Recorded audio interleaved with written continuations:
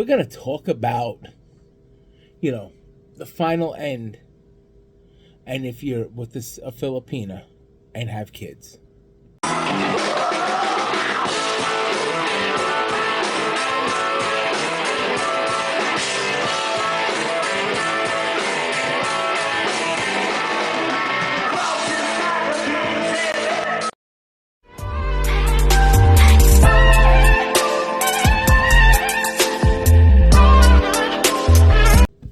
Hey guys, it's your boy Carl coming back at you. I'm doing this video because I've been seeing people talk about it and stuff. Hey, I just want to touch base. If you're there and you're with the Filipina and you have kids, or vice versa, and you're a woman and you're with a Filipino and you have, kids, you might want to get your rope tied at the end, or your chickens lined up and the eggs in line, whatever the heck that saying is. So, I've been listening to stuff. People are thinking that, if you're with the Filipina, they're automatically getting your Social Security. And I don't know. If I haven't heard it, it was secondhand. Somebody was saying about you could have, if you have a kid, yes, if you have a young kid and you're an older person and you pass, your Social Security will go to them, a certain portion of it. That you could have it originally when you're collecting for them, separated. No, the U.S. government does not do that crap. That I will tell you right now. U.S. government, you're lucky you're even getting Social Security now. So let's just touch on that base. Okay. For all you old timers out there, and I use old timers because I'm getting there. It's no disrespect to you guys. If you're getting Social Security and you're with a young Filipina and you have a child, I don't know what your plans are, if you want to stay there to your end of time or whatever. But the whole thing comes down to trust. For example, I'm married to a Filipina who is a year younger than me. And keyword that I say, we are officially married. We got married in the Philippines in 2018. We are married for 5 years. This year, in November, will be our 6th anniversary. We are legally married. So in my case, I know what my eternal resting place will be. I want to be next to her with my family. So, I asked her, she kind of freaked out about it. I was talking to her, about maybe getting like a mausoleum type thing for the family. She didn't want to talk about it, which, I understand they're very superstitious. But, I'm an American. You plan this out when you find the person you want to be with for the rest of your life. But, that's one thing to do. I've also, God forbid, if I should die, 10 years from now, 15 years, and my wife's living, I need to make sure that she's taken care of. Hang on a minute. Like I was saying, sorry, the phone rang. Like I was saying, you really need to start getting everything arranged. Make sure you take care of your Filipina and your kids, especially if you guys are married. Okay. 1, your Filipina cannot collect your Social Security Unless, and I looked this up, she has to be in the United States, a residence, have residency in the United States. Let's get this right. Residency in the United States for at least 5 years as the spouse. Surviving spouse, children, and parents, but my parents are no longer alive. Her parents are no longer alive. So the children would get it. My girls are all older. They won't get it. It would only go to her.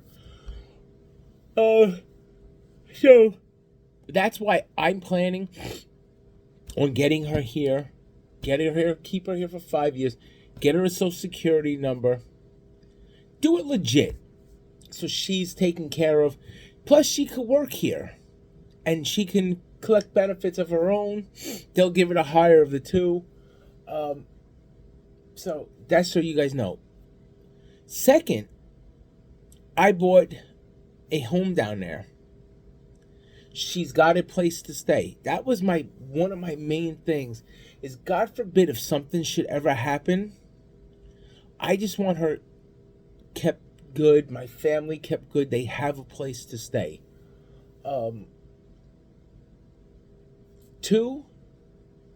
or 3. We had one checking account that I would put all my remittance to her while I'm here.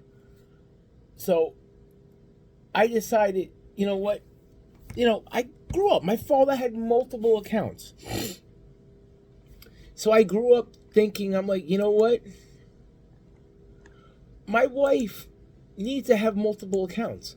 Ones that she's not going to touch.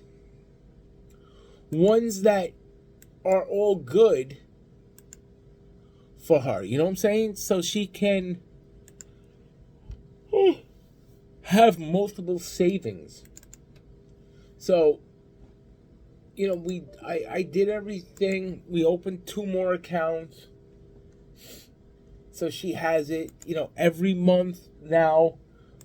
I'm going to send some money. And one account or the other will get money that every other week, pretty much. Because I send twice a month. So, that's another way. I'm just trying to build her up that way. 2, 3, 4. I'm actually looking at, but I'm not sure if it's feasible until she gets her citizenship, if I could get life insurance and she would be the beneficiary of it. I have to research that a little and find out. But, like I said, the reason I'm doing this is because I'm listening to all this bull crap. I've only heard one channel, actually come out and say the truth. Your Filipina ain't getting shit if she does not have citizenship, pretty much, in the United States. So, you're screwing your Filipina. As for if you're one of these guys that, popping out kids because you're 70 years old and you're dating a friggin' 20-year-old and they pop a kid out, I don't exactly know how it works. I don't know if they get the full benefits to kids if you should die. Because technically at 70, you're at your end of your lifespan. What's a male's life expectancy? 72? So you're technically at that end of that lifespan. I don't know if they get the full benefits or if they only get a portion. So that I don't know. I will not say I'm an expert on it. I will not say. But I did, like I said, I looked up Social Security. Because I wanted to see. So, we checked that. Excuse me again, sorry about that. But, I personally feel if you're with one of these Filipinas, and you're popping kids out, and you're just like, I really don't care what happens. If I die, they die, whatever. You don't care. That's such the wrong attitude. This is my biggest problem with a lot of these expats. I don't care if you guys get pissed at me or what. Go ahead and get pissed. If you're dating a Filipina and you're taking her out of the province where they're used to the poorness compared to what you're bringing them into, you need to make sure that they're taken care of. It's not fair that 1 minute they're living in a 25,000 peso a month condo, and then you die, and the next thing they're back in the province in a hut. I don't mean to be an ass about it, but in a hut. So wake up, smell the friggin' coffee, and start thinking about them. If you're bringing kids in, if you were in America, would you want your child to live that way? No. And in America, schooling's free. Over there, I haven't seen really a free school. Even my youngest, who goes to like what they consider public school, still makes a payment for school. And not to mention, you also have what do you call it?